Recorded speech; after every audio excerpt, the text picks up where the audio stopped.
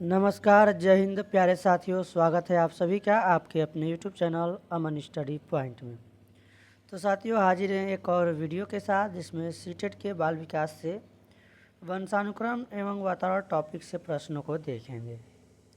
तो चलिए शुरू करते हैं वीडियो को और वीडियो में पूरे अंत तक बने रहिएगा।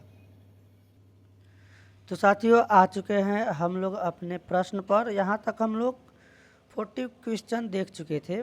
उसके आगे के प्रश्नों को हम लोग इस वीडियो में देखेंगे। तो प्रश्न है, वंशानुक्रम बालक को किस ढंग से प्रभावित करता है? शारीरिक गुणों पर प्रभाव, मूल प्रवृत्तियों पर प्रभाव डालता है, बौद्धिक योग्यताओं पर प्रभाव डालता है और व्यावसायिक कौशलों पर प्रभाव डालता है। इसके हिसाब से बताना है कौन से कथन सही हैं। केवल एक, केवल दो, केवल तीन या फिर एक से लेकर 4 तक सभी सही हैं। तो साथियों, यहाँ पर जितने भी आप देख रहे हैं वंशानुक्रम के बारे में, यह जो है सभी प्रकार से बालकों पर प्रभाव डालते हैं या फिर प्रभावित करते हैं। इसलिए ऑप्शन नंबर 4 इसका सही जवाब होगा। चलेंगे अगले प्रश्न की ओर। अगला प्रश्न है साथियों आप सभी के स्क्रीन पर, निम्न में से मनोवैज्ञानिक की विषय वस्तु की प्रमुख विशेषता क्या है? परिवर्तनशीलता, आनुवंशिकता का प्रभाव, जटिलता या फिर उपरोक्त सभी। तो यहाँ पर भी हमारा राइट आंसर जाने वाला है ऑप्शन नंबर 4 के साथ। यहाँ पर 4 वाला ऑप्शन सही हो जाएगा। अगला प्रश्न है आप सभी के स्क्रीन पर साथियों देखेंगे। ये प्रश्न रहा, विद्यालय वातावरण संबंधी निम्नलिखित कारकों में से बुद्धि को सर्वाधिक प्रभावित करने वाला कारक कौन सा है? अनुशासन, पाठ्यक्रम संबंधी क्रियाकलाप या फिर पाठ्यक्रम। तो यहाँ पर जो ये तीनों कारक हैं, ये विद्यालय वातावरण संबंधी कारकों में से सर्वाधिक प्रभावित करने वाले कारक हो जाएंगे। तो ऑप्शन हमारा यहाँ पर भी 4 वाला सही होने वाला है। 4 के साथ आंसर लगाएंगे। चलेंगे अगले प्रश्न पर। अगला प्रश्न है आप सभी के स्क्रीन पर,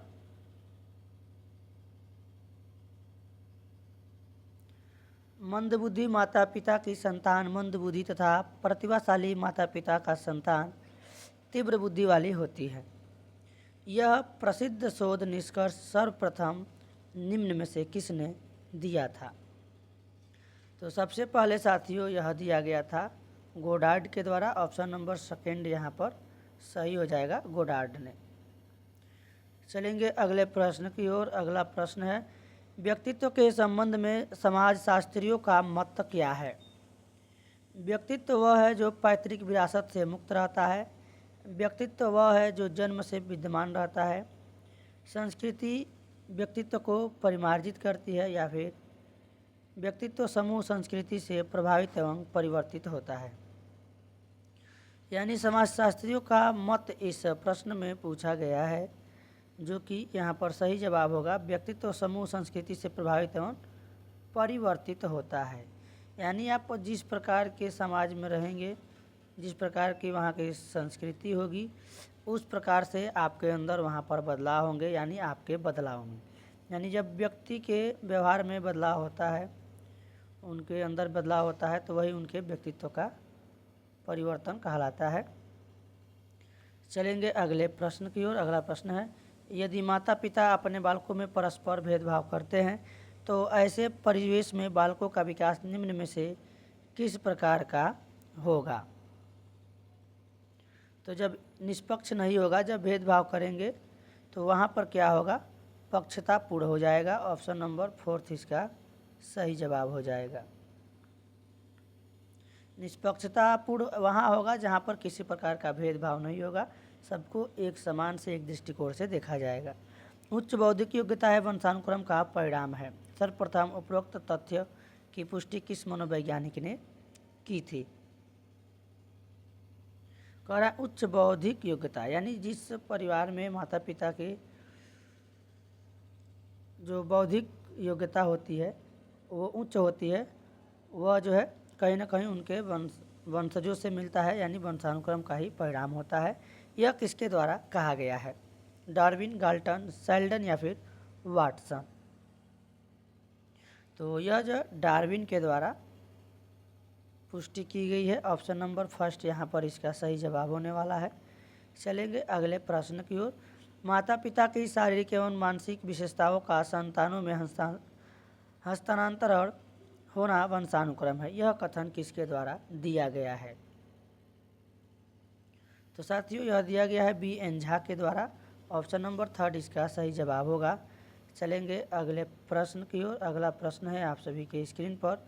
वातावरण व बाहरी शक्ति है जो हमें प्रभावित करती है, यह कथन किसका है? यानी कह रहा है कि वह बाहरी शक्ति है, इन्वायरमेंट, वह बाहरी शक्ति है जो हमें क्या करती है? प्रभावित करती है, इफेक्ट डालती है। यह कथन किसके द्वारा दिया गया है? तो यह दिया गया है रॉस के द्वारा।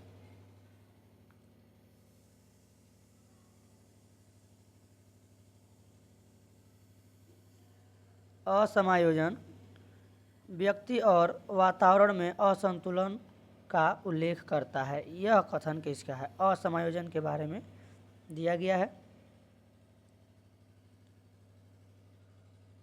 ऑप्शन है बोरिंग का, लैंगफेल्ड का, गेट्स व अन्य का, या फिर ड्रेवर का।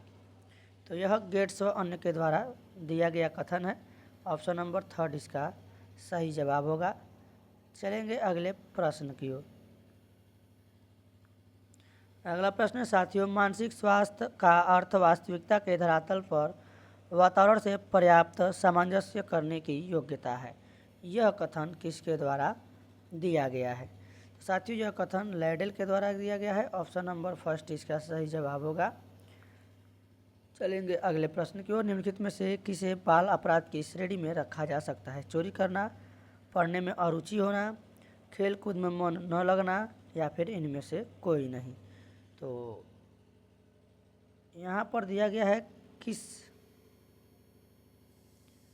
किसे बाल अपराध की श्रेणी में रखा जाएगा? तो यहाँ पर जो चोरी करना है यह बाल अपराध में रखा जाएगा। ऑप्शन नंबर फर्स्ट इसका सही जवाब होगा। चलेंगे अगले प्रश्न की ओर। और अगला प्रश्न है, निम्नलिखित में से किसे बाल अपराध की श्रेणी में रखा जा सकता है? फिर प्रश्न वही है, ऑप्शन अलग है। माता पिता की बात न मानना, गंदी भाषा का प्रयोग करना, आवारागर्दी करना, या फिर उपरोक्त सभी।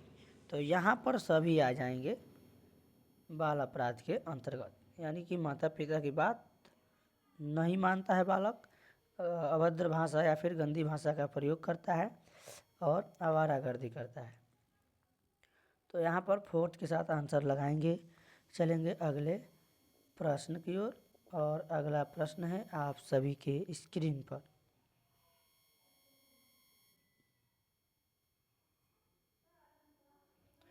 वह प्रक्रिया जिसके द्वारा माता पिता यह अनुमान लगाते हैं कि उनके बच्चे में सभी सकारात्मक गुण है, क्योंकि एक गुण सकारात्मक है, कहलाती है। परिवेश का प्रभाव, आवर्तन का प्रभाव, प्रभाव का नियम, या फिर प्रतिलोप परिवेश का प्रभाव। तो साथियों इसे हम लोग कहते हैं परिवेश का प्रभाव। ऑप्शन नंबर फर्स्ट इसका सही जवाब होगा। और आज के इस वीडियो का आखिरी प्रश्न है आप सभी के स्क्रीन पर। दो जुड़वा बच्चों को दो अलग अलग स्थान पर रखा जा सकता है। एक स्थान पर जहां धर्म, संस्कृति, संस्कार आदि का वातावरण है, वहीं दूसरे स्थान पर अंधविश्वास और रूढ़िवाद का वातावरण है। बच्चों के बड़े होने पर उनके विचारों पर प्रभाव डालने वाला वातावरणीय कारक होगा, भौतिक कारक, सामाजिक कारक, आर्थिक कारक, या फिर सांस्कृतिक कारक। तो साथियों सही जवाब हो जाएगा हमारा सांस्कृतिक कारक, ऑप्शन नंबर फोर्थ। तो साथियों आज के वीडियो में बस इतना ही। मिलेंगे नेक्स्ट वीडियो में, तब तक के लिए धन्यवाद। जय हिंद।